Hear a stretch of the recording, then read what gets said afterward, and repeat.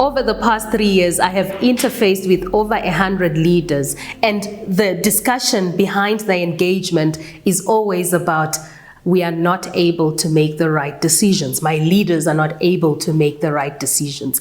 And once we do a bit of an investigation, we realize it's an issue of decision velocity. How quickly are the right decisions being made at the right level and by the right people? Basically, that's what decision velocity is about. Who is making the decision, and how quickly do we move that decision from an idea or a decision, so to speak, into an implementation and the outcomes that the decision is supposed to give. So today I'm going to talk to you about why decision velocity is always a problem and what you can do to remove the blockages around decisions that delay decision outcomes. All right, so when we talk decision making, we are looking at, do we have the right information for us to make a decision? Do we have the right people who have the good context, the knowledge, the skills to make the right decision?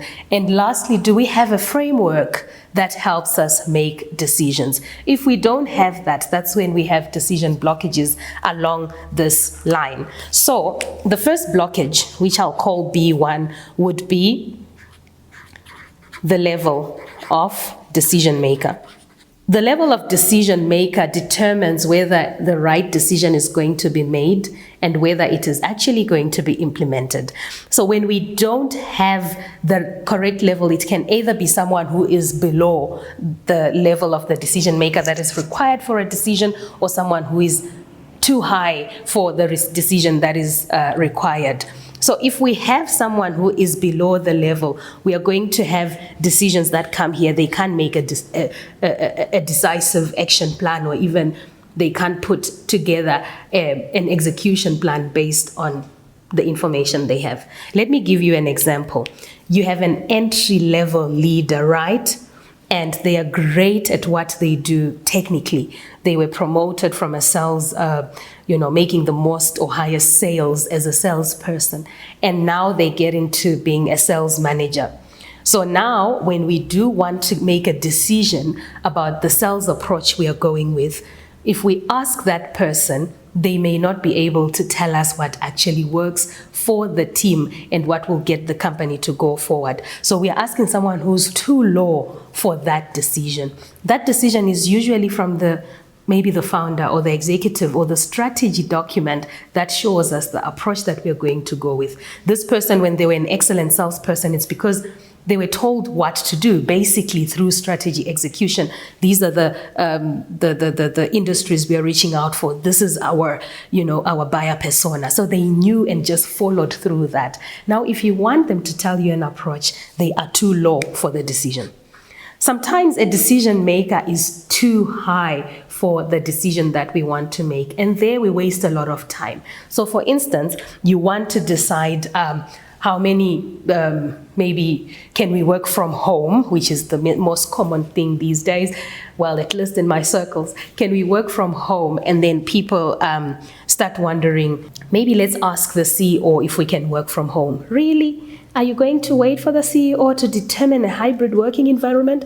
Something that can be determined by a line manager, because it's not really about where people work, isn't it? It's about the key reasons of collaboration, of output being met, and all those are areas of the line manager rather than the CEO. So this actually delays decisions because you're waiting for a high power to focus on your things. And to the CEO, that's priority number 658 because they have so much that they are focused on that moves the needle rather than why a certain division should get a hybrid working environment, really. All right, so level of person that is making the decision. The second blocker, which I'll call B2 here, is actually about nominal authority. What do I mean by this? Are the people that are expected to make decisions actually the authority powers towards a decision? We see that a lot, especially when we interact with human capital managers, HR managers.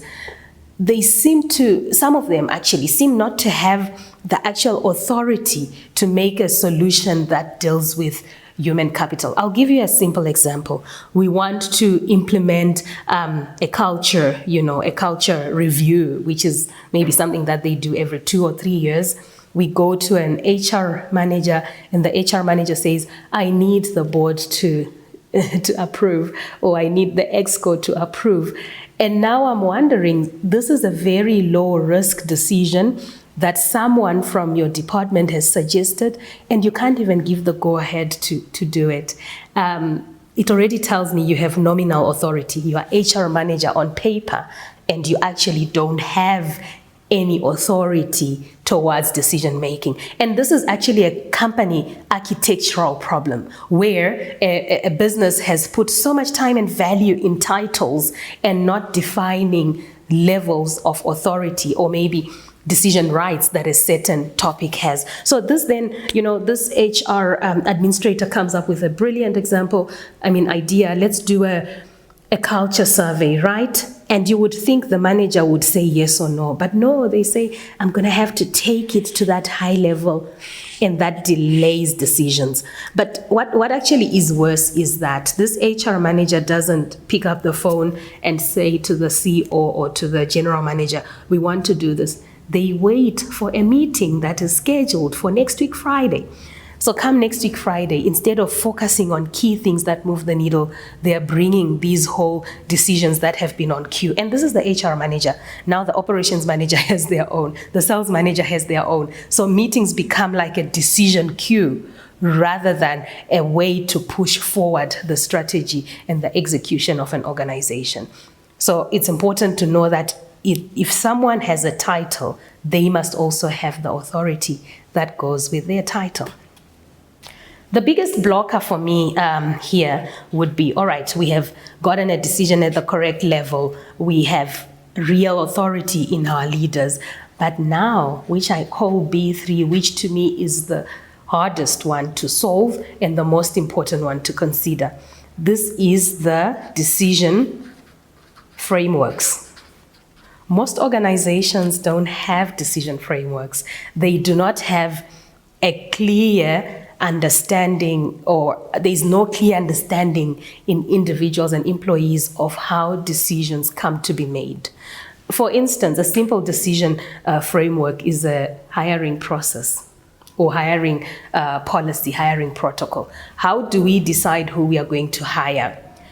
Do we take out the job ad? Do we do this and that and that? Most SOPs actually play the role of decision frameworks because within the structure of the SOP, you can make a decision of what actually needs to be done. Right. All right. So this is the blocked decision state, which is where a lot of leaders and departments and businesses fall in. And this is the flow state of decisions. In this flow state, here, the right person makes the decision. So it's the right decision maker.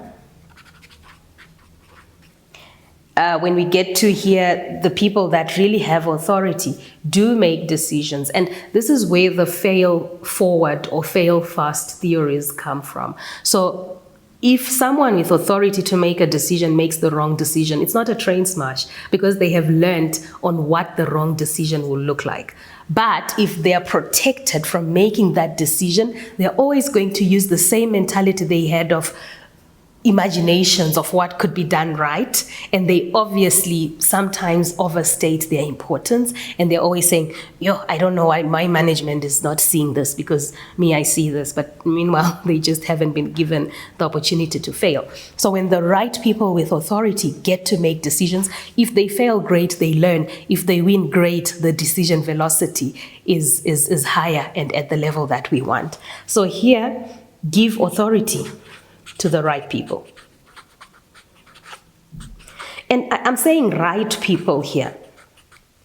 I'm saying right people here, but it could actually be give authority to people, especially in founder-led businesses.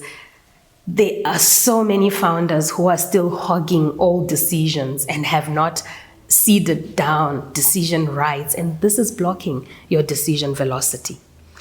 And lastly, you need the frameworks that help you to make good decisions. And this is where I'm going to share with you one of our very successful and one of my favorite, the decision matrix. The decision matrix sits on the assumption of stake, how high are the stakes, and reversibility.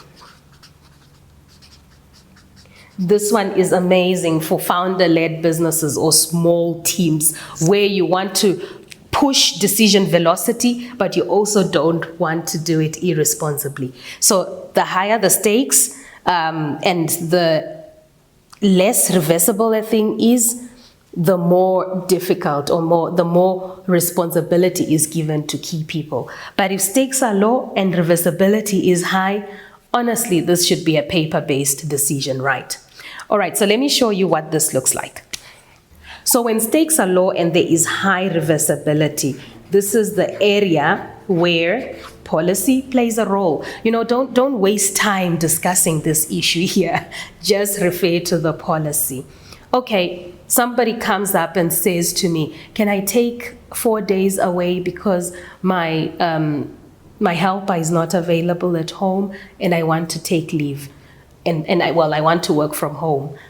You don't need to debate that. The thing is, what does our policy say? Do we have a work from home policy? No, we don't. Or yes, we do. What are the conditions? Have you met them? Yes or no? Okay, do you want to take family responsibility? You can't, because this is not really to do with your immediate family. You are just going there to assist your helper's child and not your immediate. So this area to me is the easiest one of decision making, and yet managers don't even know the policies that are in the company. All right, fair enough, you can talk about leave policy, sick leave, and all those common policies that everyone knows. How about policies like sexual harassment? How do you deal with sexual harassment? What do you define as sexual harassment? Is it aligned with the international standards? All leaders and managers need to acquaint themselves with policies, and all business owners need to invest time in doing a policy bank that your leaders can draw out of to make decisions that are low stakes and can be reversible easily. And I've always told people that this is a no discussion zone.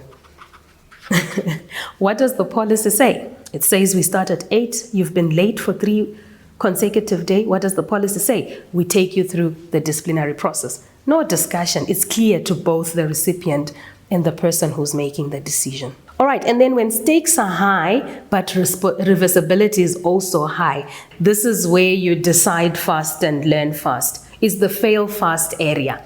For instance, we are launching a new product into the market. It's a software product, or maybe we are adding another element to our software, products.